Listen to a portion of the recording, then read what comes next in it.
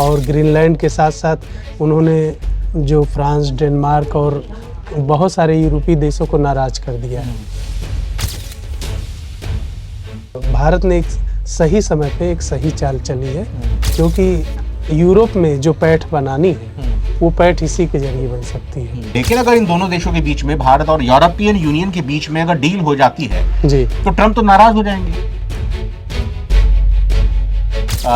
या कहें कि भारत जो सामान भेजता है सबसे ज्यादा अमेरिका को भेजता है, तो क्या आपको लग रहा है कि इतनी जल्दी अमेरिका वाला बाजार पूरी तरह से भारत यूरोप में शिफ्ट कर लेगा? टैरिफ वार चल रही है, ट्रेड को लेकर के डील नहीं हो पा रहे, तो इसका मतलब ये कतई नहीं लगाया जाना चाहिए कि हमारे अमेरिका से पूरी तरह रिश्ते खराब हैं।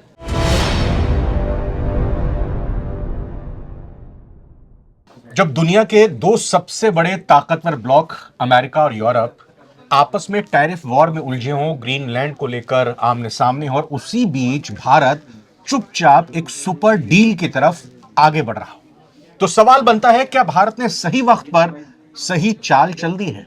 और क्या 27 जनवरी के बाद ट्रंप को वाकई पछताना पड़ेगा? जी हां, इस महीने की 27 तारीख भारत और यूरोपियन यूनियन के बीच फ्री ट्रेड एग्रीमेंट यानी एफटीए को लेकर एक ऐतिहासिक दिन साबित हो सकता है। दोनों पक्षों के बीच लंबे समय से बातचीत चल रही है, और अब ग्रीनलैंड संकट के बीच भारत के वाणिज्य मंत्री पीयूष गोयल भी कह रहे हैं कि यह सिर्फ डील नहीं, मदर ऑफ ऑल डील्स होगी। तो क्या इसका मतलब यह होगा कि भारत को यूरोप के 27 देशों का बड़ा बाजार मिल जाएगा? क्या भारतीय कंपनी को अपने गुड्स एंड सर्विसेज को आसान एक्सपोर्ट की सुविधा मिलेगी? और क्या textile, pharma, IT, auto, chemical जैसे सेक्टर्स को अमेरिका की टैरिफ वाली धौंस के बीच फायदा होने जा रहा है? सब कुछ समझेंगे बारीकी से। नमस्कार, बहुत बहुत स्वागत है आप सभी का। आप नवभारत टाइम्स के साथ जुड़े हैं, मैं रविंद्र सिंह आपके साथ, और ये वक्त एनबीटी एक्सप्लेनर के जरिए इस वीडियो में इन तमाम पहलुओं को आपको समझाने का, आप तक इस खबर को पहुंचाने का। दिनेश मिश्र जी navbharattimes.com के साथ सहयोगी हमारे साथ हैं। दिनेश जी, 27 जनवरी की तारीख बहुत अहम होने जा रही है। ये क्या है एफटीए, और अब यूरोप को भारत की याद क्यों आई? वो यूरोप जो ट्रंप के साथ गोदी में बैठकर भारत को ही आंखें दिखाया करता था। जी, सबसे पहली बात तो ये बता दें कि भारत का जो सबसे बड़ा कारोबारी पार्टनर है वो अमेरिका है अभी, और इस समय निर्यात की दृष्टि से देखें तो जैसे दूसरे नंबर पे यूरोप है। अच्छा। तो अभी जो टैरिफ की वजह से जो भू राजनीतिक बदलाव आए हैं और हालात बदले हैं, उन हालातों में भारत क्या है, बहुत तेजी से अपने विकल्प, मतलब करीब साल भर हो रहे होंगे, आपको याद होगा डोनाल्ड ट्रंप के टैरिफ का ऐलान करते हुए अभी 20 तारीख को उन्होंने शपथ ग्रहण किया था पिछले साल, तो अब ये साल भर के करीब होने जा रहा है। अब आप इस समझिए कि साल भर में भारत ने भी बहुत तेजी से रणनीति बदली है, किससे तेल लेना है, किससे क्या मंगाना है, किसको क्या निर्यात करना है, ये हर चीज़ें तो उन्होंने यूरोप के लिए दरवाजे खोले हैं। और अभी आपने देखा होगा कि ट्रंप ने एक और नया नक्शा भी जारी किया है, और ग्रीनलैंड के साथ साथ उन्होंने जो फ्रांस, डेनमार्क और बहुत सारे यूरोपीय देशों को नाराज कर दिया है, उन पे 10% टैरिफ लगाने का भी ऐलान किया। तो ऐसे में ये भारत ने एक सही समय पे एक सही चाल चली है, क्योंकि यूरोप में जो पैठ बनानी है वो पैठ इसी के जरिए बन सकती है, क्योंकि व्यापार ही आजकल सब कुछ नीति निर्धारक है, और चाहे वो राजनीति हो, चाहे वो आपसी रिश्ते हो, चाहे कोई भी रिश्ता हो। जी। अच्छा, अब ये बात है कि अगर यूरोप और भारत के बीच में एफटीए हो जाता है, तो एफटीए का मतलब जरा समझाएं, उसके बाद मैं आगे सवाल करता हूँ। एफटीए है फ्री ट्रेड एग्रीमेंट। क्या मतलब हुआ इसका? ये इसका मतलब ये हुआ कि जैसे जब उदारीकरण शुरू हुआ था 1991 में, तो ये एक ऐसी दुनिया की कल्पना की गई थी कि जहाँ व्यापार की मुक्त आवाजाही हो, मतलब कोई किसी पे शुल्क ना लगाए, कोई किसी पे टैरिफ ना लगाए, मतलब यहाँ का भारत का आदमी अमेरिका का सामान खरीद ले, अमेरिका का आदमी भारत का सामान खरीद ले।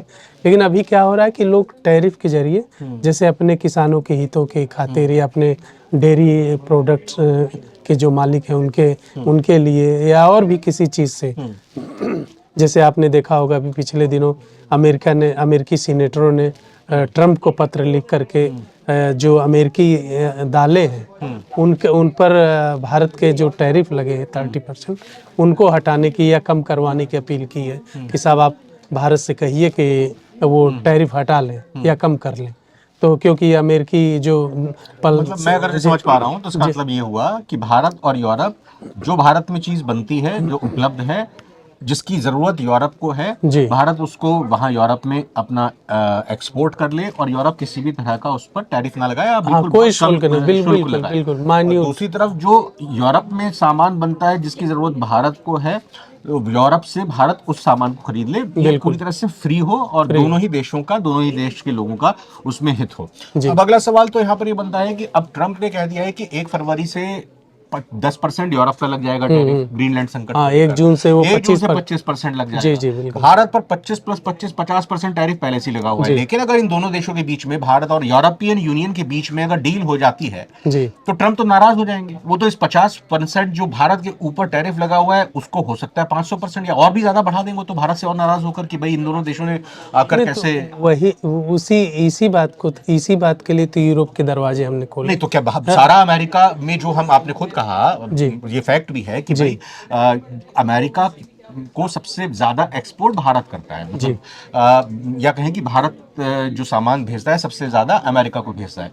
तो क्या आपको लग रहा है कि इतनी जल्दी अमेरिका वाला बाजार पूरी तरह से भारत यूरोप में शिफ्ट कर लेगा? नहीं, बाजार शिफ्ट नहीं होगा, लेकिन अभी जैसे आप देखेंगे कई आंकड़े आ रहे हैं, जैसे चाइना की तो ओर शिफ्ट हो रहा है, चीन कई बार जो है निर्यात के मामले में ऊपर चला जा रहा है, और जो यूरोप है, यूरोप सबसे बड़ा ट्रेडिंग पार्टनर है इस मामले में, मतलब दूसरे नंबर पे है अमेरिका के बाद।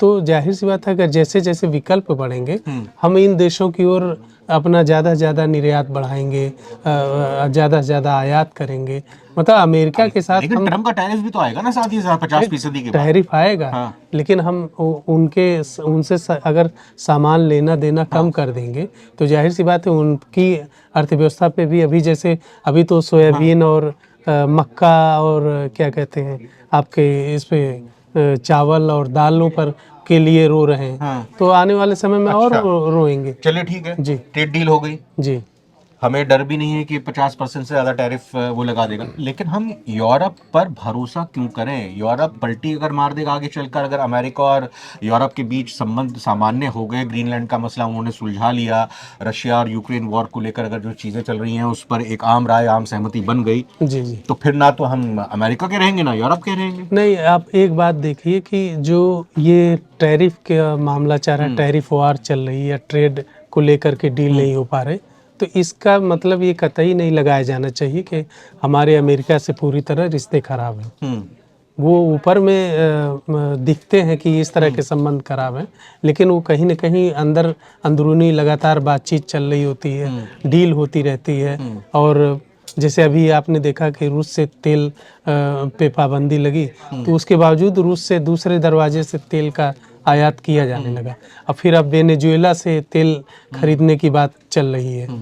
तो कहीं न कहीं ये सब चीज़ें जो है होती रहती हैं, कहीं उसमें बिल्कुल वो दुश्मनी वाले भारत पाकिस्तान जैसे आप कहते हैं पूरी तरह व्यापार बंद, पूरी तरह खेल बंद, ऐसा नहीं होता। यूरोप इतने साल से, आज से नहीं बना हुआ, सेकंड नंबर पे जो ट्रेडिंग पार्टनर बहुत दिनों से बना हुआ है। अच्छा, मदर ऑफ ऑल डील्स कहा है पीयूष गोयल जी ने। जी कई सारी बैठकें भी हो चुकी हैं भारत और यूरोपियन यूनियन के बीच में। जी मदर ऑफ डील्स कैसे साबित ये हो सकती है भारत के निर्यातकों के लिए, भारत के लोगों के लिए कैसे ये फायदेमंद रह सकती है? जैसे मदर ऑफ डील का उनका जो संकेत है, उनका ये संकेत है कि मतलब हम जो अभी परेशान हैं अपने आइटम्स को लेकर के, और जो भी चीज़ें हैं जो अमेरिका को जाती थी या आती थी टैरिफ को लेकर के, तो हम ऐसी ट्रेड डील करेंगे कि जो हमारा जैसे सामान है या हमारी जो चीज़ें हम बाज़ार अपने लिए यूरोप का बाज़ार, यूरोप के लिए हम बाज़ार खोलेंगे, वो हमारे लिए खोलेंगे। तो जाहिर सी बात है अमेरिका पे जो हमारी डिपेंडेंसी है बहुत हद तक कम होगी। अच्छा। पूरी तरह खत्म नहीं होगी, लेकिन बहुत हद तक तो अमेरिका देखिए अमेरिका की धमकी किस बात की होती है कि साहब हम आपको खाना नहीं देंगे, आपको भूखों मार देंगे, तो आप गिड़गिड़ाएंगे। लेकिन यहाँ ये बात नहीं है, भारत ऐसा देश नहीं है। भारत एक उभरता हुआ देश है, पावरफुल देश है, और उसने मतलब अभी चौथी अर्थव्यवस्था पे है, और अभी IMF का भी अनुमान आ गया है 7.3% उसकी ग्रोथ रेट चल रही है। तो कहने का मतलब ये कि बहुत अच्छी स्थिति में है, इसके बावजूद, टैरिफ के बावजूद भी, जबकि सबकी ग्रोथ रेट गिरी है लेकिन भारत की उठी है। तो ये बहुत अच्छा संकेत है। अब अंतर्राष्ट्रीय एजेंसियां अच्छा संकेत दे रही हैं, हमारी इंटरनेशनल पॉलिसी भी अच्छा चल रही।